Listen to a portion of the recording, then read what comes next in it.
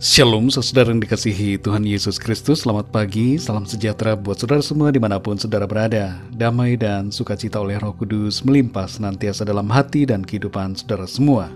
Sebelum kita mendengarkan renungan firman Tuhan, mari sama-sama kita siapkan hati dan berdoa. Bapa kami yang di surga, Bapa, di dalam nama Tuhan Yesus Kristus, kami mengucap syukur untuk penyertaan dan perlindungan Tuhan di sepanjang malam hingga pagi hari ini. Kembali saat ini kami bangun, kami ada dalam keadaan yang baik, sehat terpelihara, semua itu karena kemurahan-Mu. Terima kasih Tuhan untuk anugerah-Mu bagi kami. Saat ini kami mau mendengarkan sabda kebenaran firman-Mu. Berbicaralah ya Tuhan, dan berikan kami hati yang mengerti akan kehendak-Mu. Terima kasih Tuhan, dalam nama Tuhan Yesus kami berdoa. Haleluya, amin. Saudara yang dikasih Tuhan, ayat renungan kita pada saat ini terdapat dalam kitab Pengkhotbah pasal 11 ayat 4-7. Tertulis demikian. Siapa senantiasa memperhatikan angin tidak akan menabur, dan siapa senantiasa melihat awan tidak akan menuai.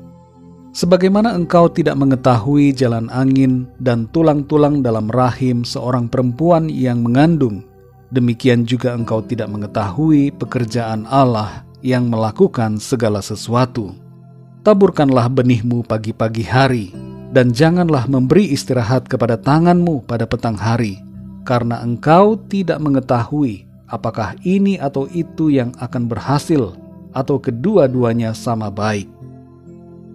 Saudara yang dikasihi Tuhan, pandemi telah mengubah rutinitas banyak orang. Dulu bekerja dilakukan dari kantor, sekarang banyak yang bekerja dari rumah. Rumah bukan lagi hanya menjadi tempat untuk tinggal bersama keluarga dan bernaung serta berlindung dari panas dan hujan, tapi rumah sudah menjadi tempat bekerja. Sebuah studi yang dilakukan terhadap perubahan pola kerja pasca pandemi menyebutkan bahwa akan ada lebih banyak pekerjaan yang dilakukan secara online dari rumah di masa yang akan datang. Tren menunjukkan bahwa semakin banyak orang yang lebih menyukai bekerja secara fleksibel. Artinya tidak harus di kantor, tapi bisa dari rumah atau dari mana saja. Peluang kerja secara online semakin meningkat. Orang-orang bisa melamar pekerjaan di luar negeri dan diterima bekerja di perusahaan asing, tapi tetap berada di negaranya sendiri karena pekerjaan dilakukan dari rumah. Memang saudara, tidak semua pekerjaan dapat dilakukan secara online, tapi keadaan yang terjadi sekarang ini menuntut perhatian, perubahan, dan penyesuaian dari kita semua. Saudara yang dikasihi Tuhan, dalam Pengkhotbah pasal 11 ayat 4-7 yang sudah kita baca dan dengar, mengandung pesan tentang bagaimana seharusnya sikap kita dalam melakukan usaha atau pekerjaan. Pesan tersebut adalah sebagai berikut. Yang pertama, jangan ragu-ragu, tapi yakinlah, dan jangan beralasan, tapi lakukanlah. Di ayat yang keempat dikatakan, siapa senantiasa memperhatikan angin tidak akan menabur, dan siapa senantiasa melihat awan tidak akan menuai. Artinya saudara, terlalu banyak alasan dan keraguan tidak akan membuat kita bertindak. Memang saudara, kita perlu berhati-hati, tapi jangan sampai kita menjadi tidak melakukan sesuatu.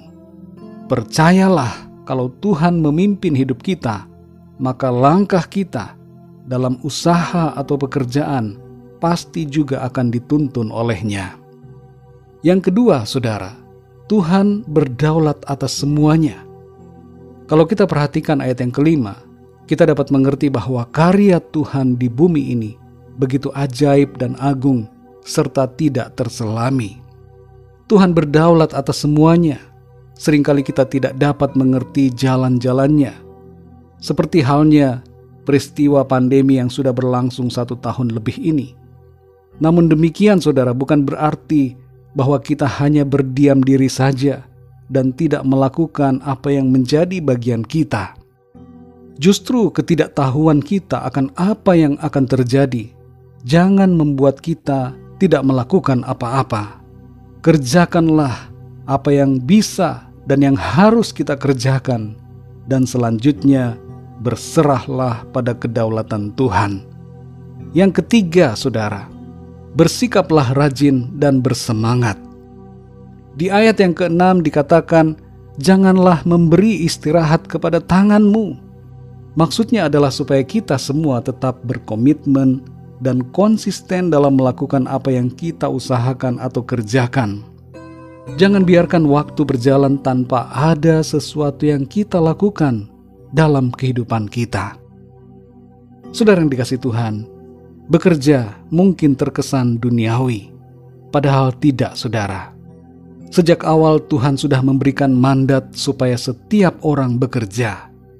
Dalam Keluaran 20 ayat 9 firman Tuhan berkata, 6 hari lamanya engkau akan bekerja dan melakukan segala pekerjaanmu. Kemudian dalam Efesus 4 ayat 28 dan 1 Tesalonika 4 ayat 11 mengandung pesan agar kita bekerja. Bekerja merupakan perkara rohani yang berwujud aktivitas lahiriah. Karena itu saudara, mari bekerjalah dengan hikmat. Minta Tuhan menuntun kita dalam bekerja dan lakukanlah yang terbaik yang bisa kita lakukan. Tuhan akan menolong, memimpin dan memberkati kita semua. Mari kita berdoa, saudara. Bapa kami yang di sorga, Bapa di dalam nama Tuhan Yesus Kristus, kami mengucap syukur untuk kebenaran firman-Mu yang sudah kami dengar, kami baca dan kami renungkan pada saat ini. Memberikan kami pengertian supaya kami melakukan sesuatu, bekerja seturut dengan apa yang Tuhan tunjukkan dan nyatakan kepada kami untuk kami lakukan. Tolong kami ya Tuhan, untuk kami dapat mengerti akan kehendak-Mu, memperoleh hikmat-Mu, sehingga kami melakukan usaha atau pekerjaan kami yang terbaik. Tolong kami juga ya Tuhan, supaya kami senantiasa rajin dan bersemangat dan menyerahkan segala sesuatunya ke dalam kedaulatan-Mu. Engkau yang berdaulat atas bumi ini, Engkau juga yang berdaulat atas hidup kami. Kami mau agar hidup kami, khususnya dalam pekerjaan, dalam usaha kami, senantiasa dipimpin oleh-Mu Tuhan. Terima kasih ya Tuhan, kami bersyukur untuk firman-Mu. Pimpin kami Roh Kudus, supaya kami selalu berjalan dalam kehendak-Mu Tuhan. Berkatilah kami ya Tuhan di sepanjang hari ini, dalam segala aktivitas kami. Buatlah kami berhasil, dan biarlah dalam semuanya itu nama Tuhan senantiasa dipermuliakan. Kami berdoa untuk setiap dari kami yang sedang mengalami masalah, pergumulan, sakit penyakit, dan segala persoalan lainnya, agar Tuhan Engkau menjamah, memberikan kekuatan, kesembuhan, dan pertolongan-Mu yang ajaib atas setiap kami. Terima kasih Tuhan, kami percaya hari ini kami melangkah dalam kemenangan karena penyertaan Tuhan. Berkat dan damai sejahtera serta kasih karunia Tuhan senantiasa berlimpah dalam hidup kami. Terpujilah nama-Mu ya Bapa, dalam nama Tuhan Yesus Kristus, Tuhan dan Juru Selamat kami berdoa dan mengucap syukur. Haleluya, amin. Puji Tuhan, saudara yang dikasihi Tuhan, saya percaya firman Tuhan menjadi berkat dan kekuatan buat saudara semua, dan Roh Kudus akan menolong saudara untuk lebih lagi memahami kebenaran firman Tuhan. Tuhan Yesus memberkati saudara semua. Sampai jumpa dalam renungan yang berikutnya. Haleluya.